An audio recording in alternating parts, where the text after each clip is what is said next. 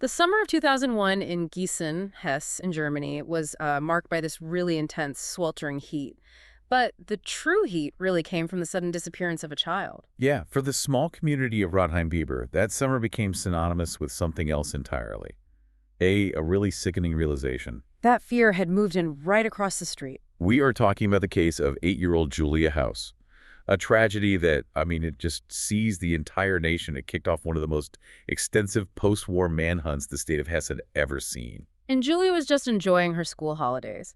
On Friday, June 29th, 2001, she did what, any kid would do on a warm evening. She went home around 5:10 p.m. to quickly change into her swimsuit, knowing she had a little more playtime left before dinner. And this is a key detail. She packed her green crocodile-shaped water pistol into her Donald Duck backpack. She was last seen on the nearby playground at about 6:30 p.m. Right.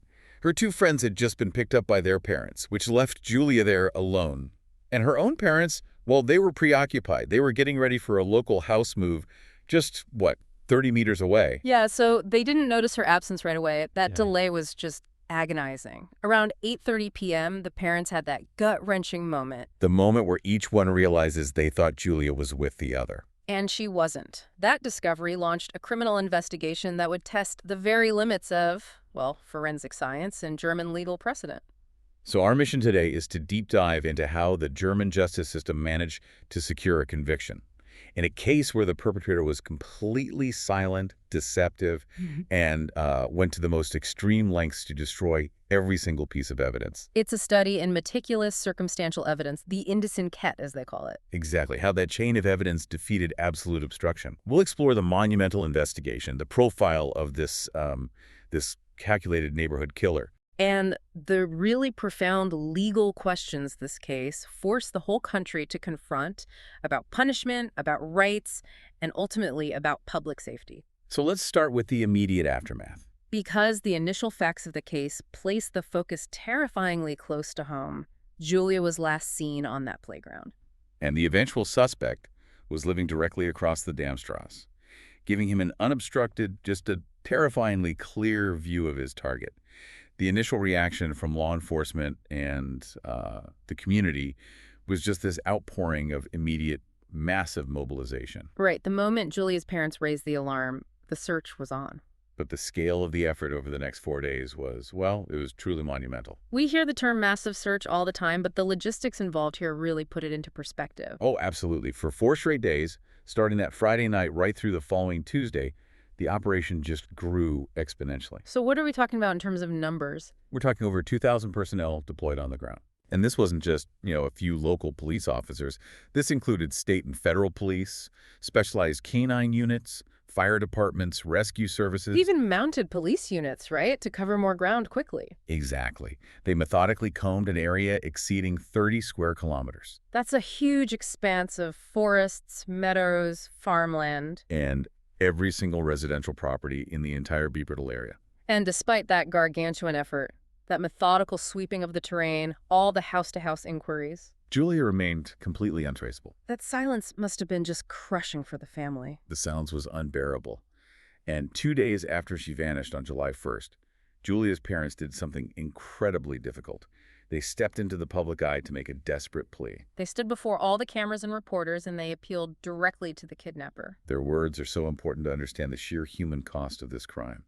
They called Julia their one and everything. Begging the person who took her to just release her and let them know where she was, stressing their unbearable grief and, emphasizing that they would do absolutely anything to have her back. And this public appeal, it got national attention. It flooded the special commission, the Suco Julia, with tips. But initially, none of them proved fruitful. Right, they got over 300 tips in the first few days alone. But the 4 days of intense, localized searching yielded nothing. And this is where the timeline shifts, dramatically and so tragically. On July 3rd, the police made the difficult decision to officially scale back the extensive localized search. Which was reported in the media. The official manhunt in the immediate area was being discontinued. And this news, the scaling back of the search, it's a critical piece of the puzzle, isn't it? It's vital.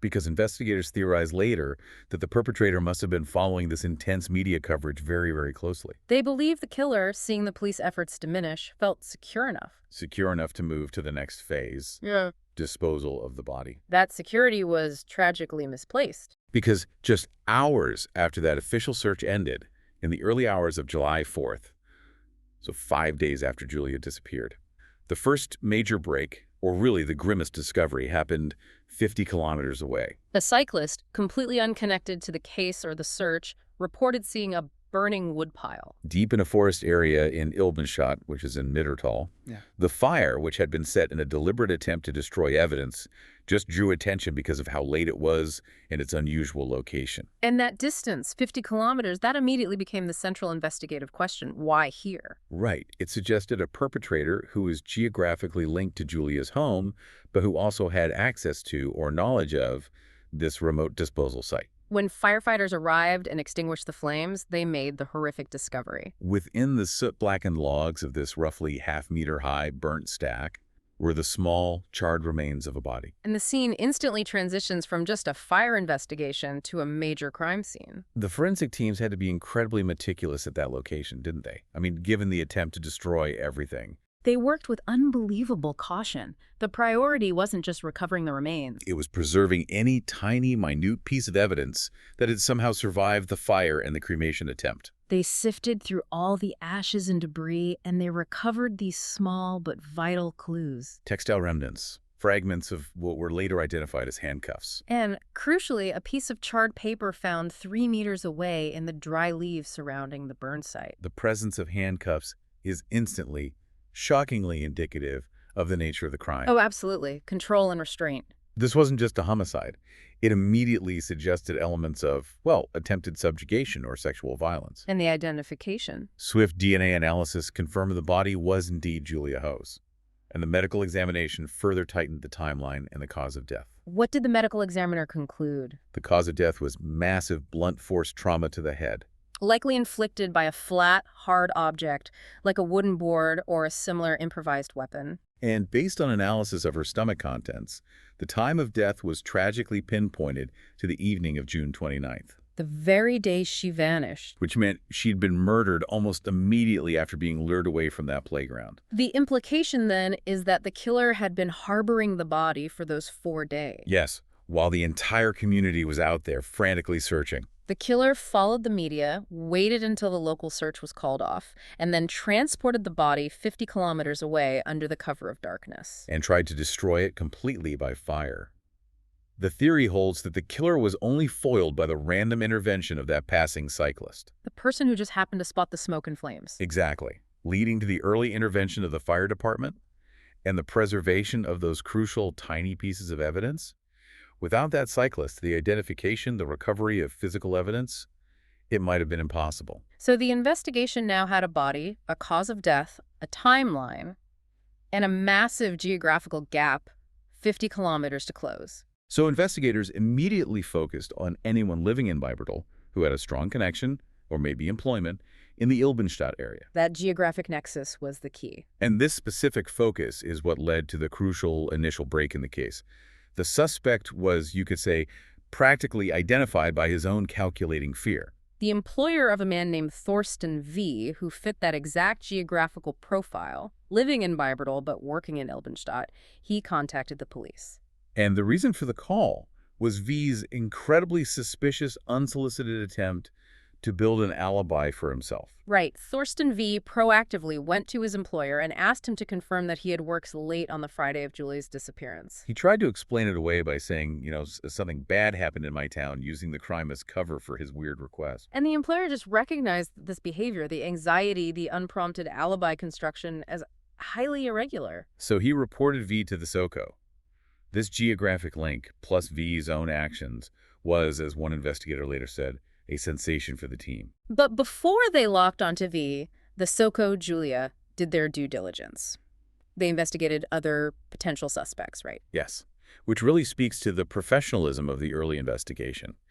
Initially, they looked very hard at a known local sexual offender named Yui K. He had previous convictions and was known to collect articles about abducted children. Right. But Uwike was quickly cleared because he had a verifiable, solid alibi for the time of the murder. So this careful process ensured that when they finally focused on Thorsten V, they'd already eliminated the other standard leads. Let's talk about V's profile, because the contradiction between his public life and his actions it's shocking. He was 33, a financial accountant at the local university, married, with a 5-month-old infant daughter. He was the picture of normalcy, the so-called prototype of the brave average citizen. He presented this meticulous, respectable face to the world. He was interested in cars, lived a typical middle-class life. But the background check revealed a very, very dark history. V was a registered sexual offender with a prior conviction for rape. And his geography wasn't just near the crime, it was central to it. He lived in the Damstrasse, directly across from the playground. And this detail is absolutely critical for understanding the predatory nature of his actions. V had an attic window that gave him a completely unobstructed, perfect view of the playground. He didn't have to seek out a victim. He just had to wait and observe until Julia was left alone. So V initially tried to construct this very tight alibi, which his wife even corroborated. Claiming he arrived home around 5:45 p.m. If that were true, he'd have had only about 15 minutes. Which seemed way too short for an abduction, murder, and concealment. But that 15-minute window was the first investigative hurdle. And the alibi just crumbled under the scrutiny of cellular data analysis. Investigators cross-referenced the call records between V and his wife. And when they spoke around that crucial time, their cell phones pinged completely different cell towers. Definitively proving they were not together at home. So the wife's initial confirmation was likely an attempt to shield him, or maybe. Or maybe she was just confused about the exact time because of his history with alcohol. Speaking of which, the timeline dramatically expanded once investigators dug into V's activities that Friday. He hadn't been home early at all. No. V had left his job at the university at noon that Friday. He then went on a drinking binge, Consuming beer and Jägermeister at a car wash and later a restaurant. Forensic experts were later able to reconstruct his consumption and estimated his blood alcohol content at the time of the crime could have been as high as 1.4 per mil. That significantly expands his window of opportunity. It places him back in Rodheim-Bieber around 5:35 p.m., so he has nearly 3 hours before the parents even notice Julia's gone. But if he was that drunk 1.4 per mil, that has to complicate things, doesn't it? I mean, for the prosecution to establish criminal intent? That's an excellent point. And while intoxication can sometimes mitigate intent in other crimes, in this case, the prosecution argued his actions after the murder demonstrated a cold-blooded, calculating capacity. You mean the cover-up? The elaborate concealment, the construction of the alibi, that TV interview, the 50-kilometer drive. Right. It all went way beyond simple alcohol-induced spontaneity. The alcohol may have lowered his inhibitions and made him act, but his behavior afterward proved the criminal intent was there all along. And nothing showcases that calculated deception better than his public performance. The day after Julia disappeared, V was out there, smoking a cigarette, sweeping the sidewalk. And giving a TV interview near the playground where he had just committed murder. Potentially while Julia's body was hidden in his basement. It's just chilling footage. He looked directly into the camera and expressed concern and fear. Stating that as a father of a young daughter, the situation made him thoughtful. He even smiled briefly for the camera. Investigators were just astounded by this level of calculated deceit and psychological manipulation. He was actively participating in the search narrative, faking empathy while concealing the victim's steps away. That public display, combined with his quick action to secure a false alibi from his employer, that gave them overwhelming evidence of premeditation, right? Oh, absolutely. He was trying to cover up the crime before the police even considered him a suspect. And the physical evidence of his disturbed psychological state was found during the later search of his properties. Right. When police investigated a side apartment connected to him, they found extremely disturbing materials that just eliminated any doubt about his intent. Tell us about what was in those lights folders. The folders contained meticulously organized articles, clippings, reports, all about kidnapped and murdered children. It was a long-standing, obsessive collection. The court later used this as strong evidence of his perverse fantasies. He was categorized as being highly sexualized and a permanent consumer of hard pornography. So the investigators concluded that these acts were demonstrably part of his existing fantasies and long-term plans. This confirmed their working theory. They had found the right address. They had found their predator. The moment Thorsten V became the prime suspect, the SOCO knew they needed a flawless search warrant and overwhelming physical evidence to break his expected silence. And V clearly understood this too. Because on the morning of August 6, 2001, just as the police were preparing to execute that search warrant, V made one final, catastrophic attempt to erase everything. It was an act of pure desperation and self-immolation. V called in sick that morning and then intentionally caused a massive gasoline vapor deflagration and explosion in his own cellar. This was a clear, final attempt to destroy any trace evidence remaining in what they knew was the primary crime location. And the outcome was, well, it was paradoxical. The explosion was so severe that V suffered life-threatening permanent burns over 2/3 of his body. He was immediately thrown into a coma. Yet his survival, while leaving him permanently disfigured, allowed the prosecution to move forward. If he had successfully destroyed the evidence and herself, the case might have remained unsolved. The irony is profound. He inflicted a lifetime of suffering on himself to escape justice. But his survival is what gave the justice system its target. And we know this wasn't his only attempt at a cleanup. Before the fire, he had tried to sanitize his car. Replacing floor mats, using strong lemon air fresheners to mask odors. It indicated he had transported the body in that vehicle. The fire was just his ultimate failed strategy. But despite this intentional, violent attempt at destruction, the fire, the gasoline, the damaged forensic teams performed what can only be described as a monumental task. They managed to build a complete, irrefutable indicium-kit, that chain of circumstantial evidence that secured the conviction. This is truly a case study in forensic brilliance overcoming destruction. Let's break down the key links in that chain, because they show you how microscopic evidence can act as an undeniable witness. Okay, link 1, canine confirmation. Even after the fire and the extreme damage, search dogs specializing in human remains signaled the definite presence of human remains in the basement, Instantly establishing the cellar as the original location of the crime. Link 2, the textile match. This piece was recovered 50 kilometers away near Friedberg on July 17th. A sharp-eyed hobby detective found blue fabric scraps, along with Julia's green crocodile water pistol and some latex gloves, wrapped in an old cleaning rag. And crucially, forensic analysis proved these blue scraps were a precise, irrefutable match.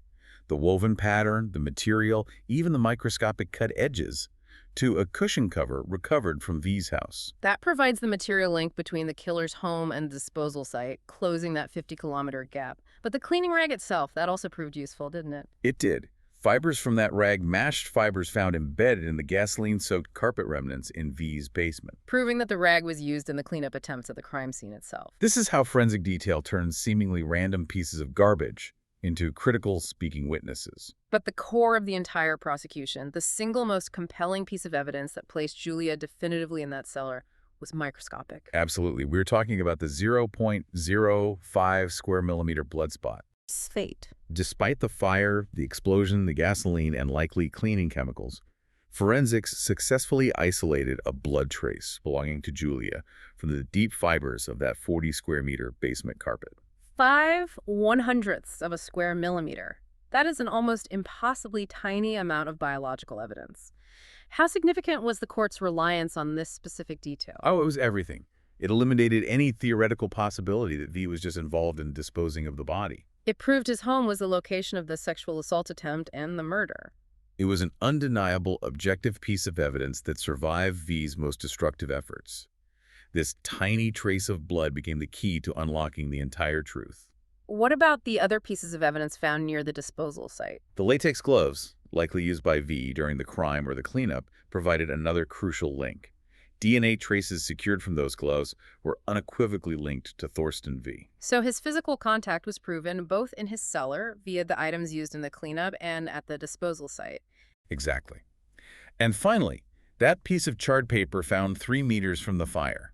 The Mickey Mouse clue. Yes, that small charred fragment was identified as coming from a specific Mickey Mouse Special Edition magazine that Julia had packed in her backpack before she vanished. And investigators also found a collection of similar Mickey Mouse magazines at V's home. So the prosecution hypothesized that V, possibly knowing Julia's interest from watching her from his attic, used that common item, the magazine, to lure her into his house. Perhaps under the pretense of showing her his collection. When you look at the totality of the proofs, the microscopic blood, The fabric match, V's DNA on the gloves, the handcuffs on the body, his dark collection of child murder reports, and his failed alibi. It's clear the forensic team didn't just have one piece of evidence. No, they had a complete, insurmountable chain. They presented the court with a narrative of overwhelming scientific certainty. Which ensured that V's absolute silence throughout the proceedings could not negate the facts uncovered by science. With the evidence secured, the focus moved to the justice system. V woke from his coma on August 21, 2001, and the warrant for his arrest was swiftly issued. The trial itself began over a year later, in November of 2002, in Gießen, nearly 18 months after the crime. The atmosphere in that courtroom was highly charged, not least because of V's physical appearance. He was profoundly and permanently disfigured by his self-inflicted burns. He attended court proceedings in a special reclining wheelchair, often shielded by dark sunglasses and layers of bandages. Making him a silent, stark figure in the courtroom. And the most frustrating aspect for the victim's family and for the public was his refusal to speak. He maintained absolute silence. He did. He never offered a statement, never any expression of remorse to the court or the family. He only allowed his defense lawyer to read a brief denial of the accusations on the first day. So the prosecution had to rely entirely on the strength of that indice enquête, the chain of evidence. They demanded a life sentence, classifying the crime as sexual murder. What was the central legal argument they used to establish the element of murder rather than, say, just manslaughter or homicide? The core argument rested on the concept of Verdeckungsmord, Which is murder to conceal another crime. The prosecution didn't have to prove the exact sequence of events. but they had to prove the killing served one of the motives listed for murder in the German Penal Code. Can you break down Verdeckungsmord for us? Sure. In simple terms, the killing was legally classified as a cover-up.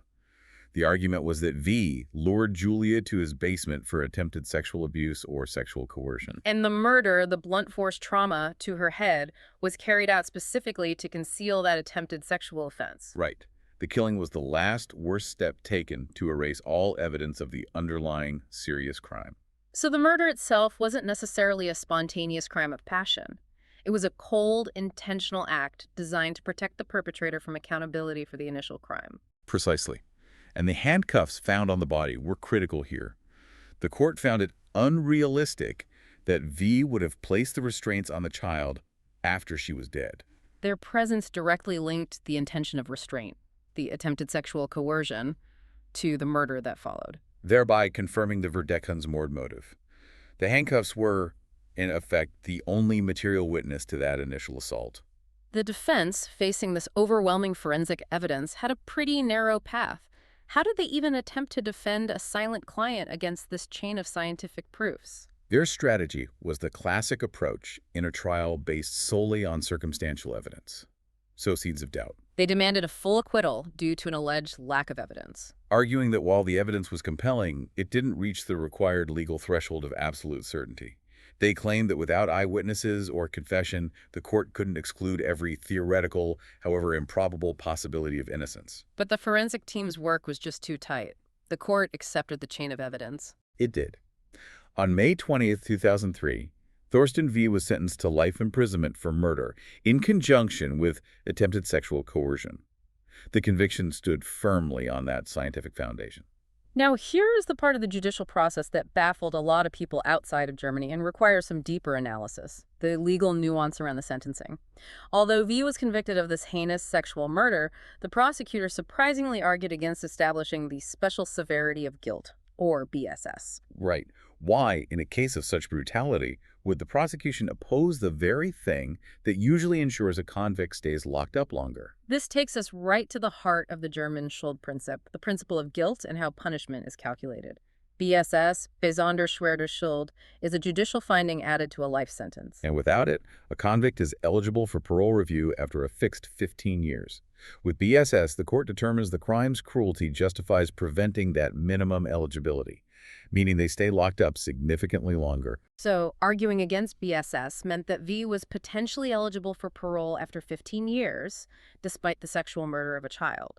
What was the rationale for this? Well, this judicial balancing act. The court decided to factor in the severe, permanent, and debilitating disfigurement V had inflicted upon himself during the attempted destruction of evidence. He had, in effect, brought an extraordinary physical consequence upon himself. The court viewed this permanent injury the loss of health and capacity, as a consequence already suffered by the convict, which needed to be factored into the overall assessment of his guilt and final punishment. That seems incredibly counterintuitive.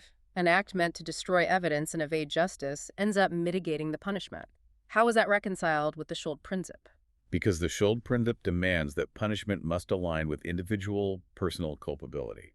The court determined the life sentence addressed the immense guilt for the crime itself. But the totality of the circumstances, including the lasting physical penalty V had inflicted on himself, was a factor to be weighed. It's not viewed as mercy.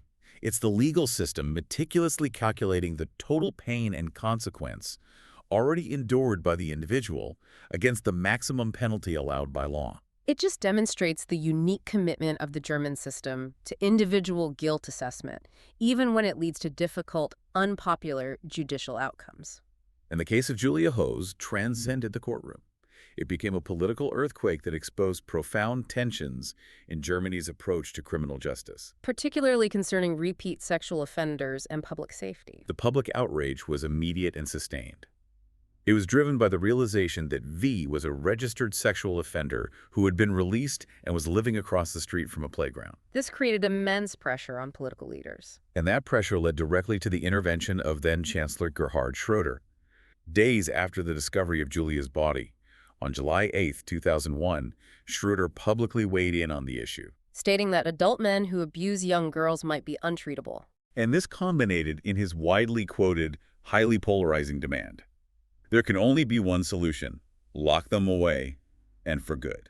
And that comment immediately framed the national debate, moving it away from the specific case and towards systemic criminal justice reform. The debate wasn't about V's immediate life sentence, but about the long-term status of high-risk sexual offenders after they serve their prison time.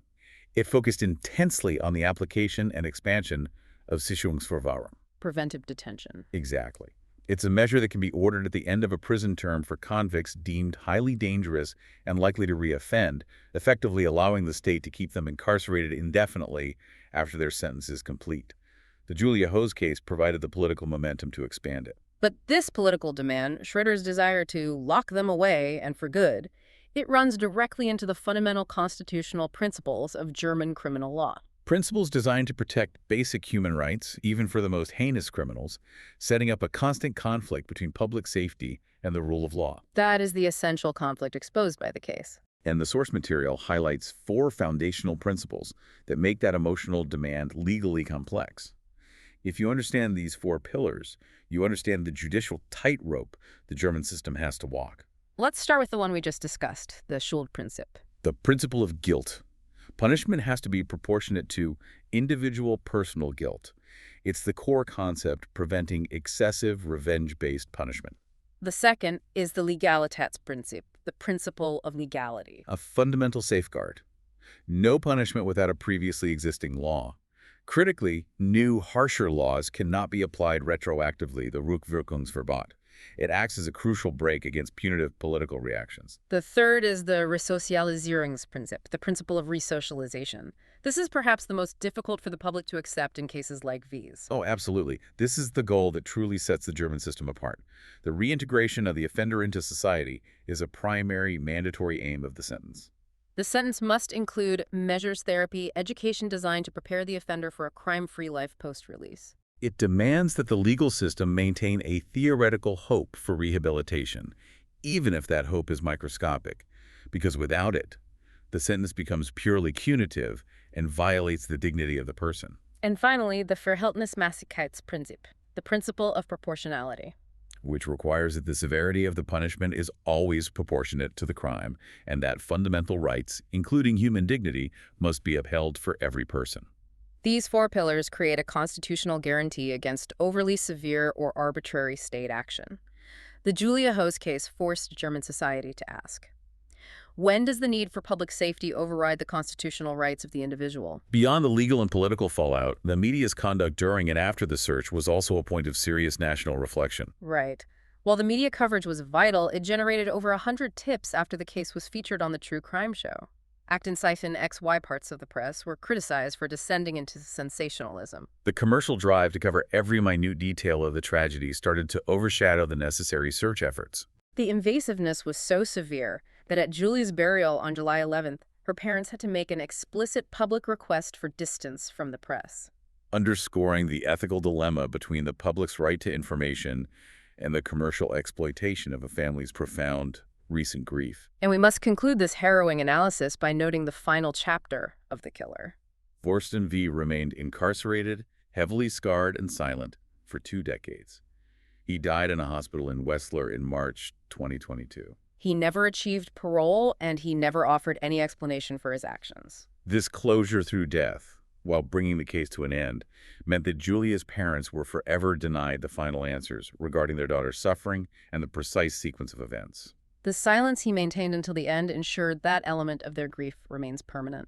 The lasting legacy of this deep dive is the monumental achievement of the investigation. Forensic science built an irrefutable case against a silent, calculating offender who intentionally tried to destroy all proof.